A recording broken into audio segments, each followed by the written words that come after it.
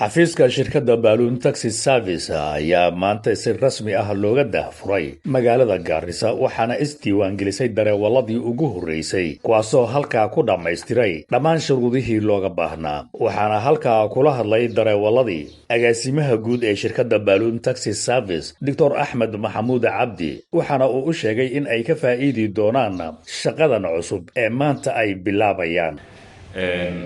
bulshaweynta ummadeena reer Gaaris runtii aad iyo aad baan u mahadsantihiin soo dhawaada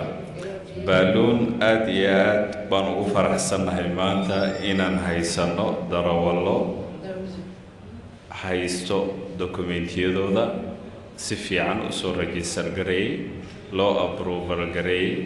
diyaarna u ah inay bulshadoodu ay adeegaan habeen iyo maalinba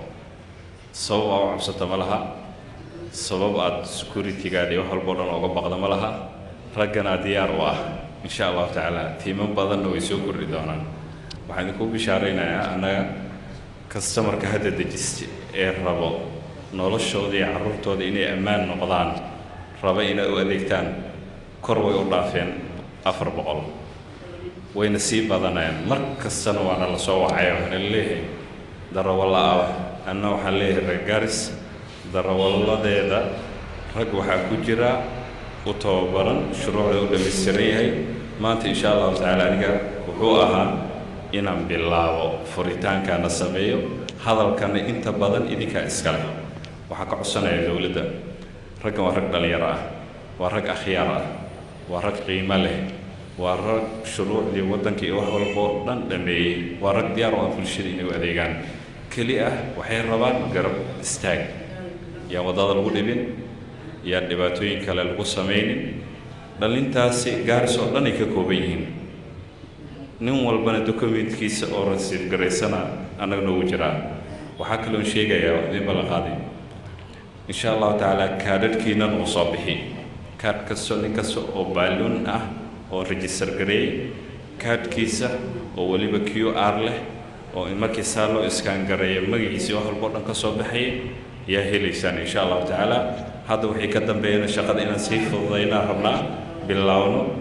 qaybaha dambe ku soo biirana waxaan leenahay soo dhawaada dadkeena u adeegno hadda 400 qof haday saaka wada codsadaan aroortii inay dhaqaaqaan oo noqoto dhowr iyo 10 inay helaan waxaad dareemi kartaa inta qof ee naga sii dhimanay sii sugayso second ama third ama fourth la qaaday markaan adeegno shukran barakallahu fiikum soo dhawaada Balloon dhammaan dareewaladii soo xaadiray xafladda daahfurka Balloon Taxi Service ayaa sheegay in ay si weyn ugu faraxsan yihiin in ay maanta noqdeen qaybtii ugu horeysay ee ka howlgalayo magaalada Gaarisa marka koowaad waxaan mahad u celinaynaa Ilaahay subxaanahu wa ta'ala kadib waxaan mahad u celinaynaa kambanigan Balloon Taxi oo Ilaahay subxaanahu wa ta'ala noo keenay xilli hore waliba loo baahnaayo naga soo daahay haddana waa ku faraxsanahay waa soo dhaweynaynaa qayb baan ka nahay barnaamijkan saan ku hirgelin lahayn uga faa'iideysan lahayn ummadana uga faa'iideyn lahayn yaan insha Allah taala diyaar u nahay anigoo ka mid ah guddiga iyo darawaliinta labadaba marka barnaamijkan baan ummadda ku soo dhaweynaynaa iyo darawaliinta magaaladaba magacaygu waa Maxamed Cabdullaahi Salaad oo ka mid ah taksiilayaasha magaalada Gaaris kuna soo biiray Balloon Taxi Services ilaahay baa mahad iska leh waa barnaamijkan aad u sugeynay maadaama nabadgelyo badan ka jirtay nabadgelyo la'aan badan ay ka jirtay magaalada Gaaris is-aaminaad yaa iska yaraatay anaga takaasidan oo dadka aan qaadayna waan marmar waa ka cabsooni 4 saax habeenimo markii la dhaafo meel qaar ma aadi kartid dadka aan qaadi lahayn anaga way naga wajidad baa marmar waxa dhici karta qofka inuu adiga ku sawiro gaarigaada uu dad qofka u socdo u sii dirsado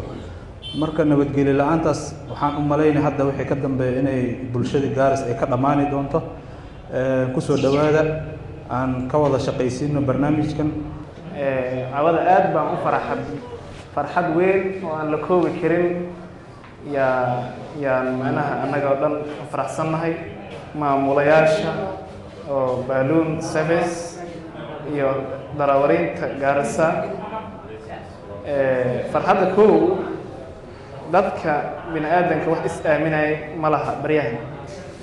aamin darradana ay ka imaatay qofkaad raaci qof aad garani ma oho qof oo meel aad u raacanayso ma aha midda labaad beeca oo isu gafaysiin baaluun waxay ku raqiisanaysaa beeca tagsiga aad ku raacayso iyo sharciga qofka inay hayso lacala haddii wax ay adiga ay kugu dhacaan oo micnaha laysankiisii qofka magaciisa gaariga sawirkiisa wax walbo habeen ha noqoto maalin ha noqoto online waa dalbanaysa app baa jira oo scanning lagu sameynayo wax waliba dadka dhinaca Nairobi ka imaanaya habeenkii basaska u imaanayo waa un apply garaysa si apply garaynaysa adoo bas soo saaran ama meesha bridge marka imaato waa iska apply garaynay already ninka kugu dhow baa qaadanaysaa telephone number jiro waa wacanaysaa. bismillahir rahmanir rahim alhamdulillahi rabbil alamin ilaah baa ku shukrinayna subhanahu wa ta'ala wa nusalli ala rasulillahi sallallahu alayhi wa sallam. awalan maaragtay allah ku shukrinayna in badan maaragtay meeshan isku keenay ayadoo maaragtay la furahayo service-kan maaragtay balloon taxi service oo online ka looga yeeranayo marka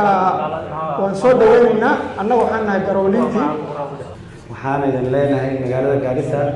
ku soo dhawaada balloon taxi oo mataqaanaa ay ku soo biiro magaaladeena waxaan ognahay magaaladeena xagga mataqaanaa ammaanka gaaridii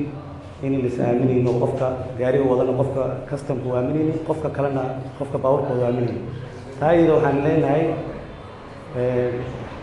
baabuurta darawaliinta way expressan yihiin wax walba oo maaragtay way dhammaystiran darawaliin oo khibrad leh oo mataqaanaa wax walba dhammaystiran xagga kale waxaan leenahay macaamilaadka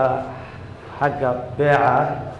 badanaa waxaa dhacdaa qofka in isku maaragtay meesha u jooda qofka kale uu dhahaya beeca xaggiisa balloon taxi waxaan leenahay adoo dalbatay meesha joogta meesha beeca meesha ka tagaysa meel u jooda beeca waxa ka arkaysaa adoo halkaada jooga hadduu ku qancinin marka iyada ayaa markaas ay ka gaaraysaa go'aan laakiin waxaan leenahay soo dhawaada si kastaba ha ahaatee xafiiska cusub ee shirkadda Balloon Taxi Service ee magaalada Gaarisa ayaa shaqo abuur fiican u ah tagaasida iska dhex taagan gudaha magaalada waxa kale oo ay faa'iido u tahay shacabka nabadgelyadooda maadaama maalmahan dambe badatay cabsida ay macaamiisha ka qabaan tagaasida.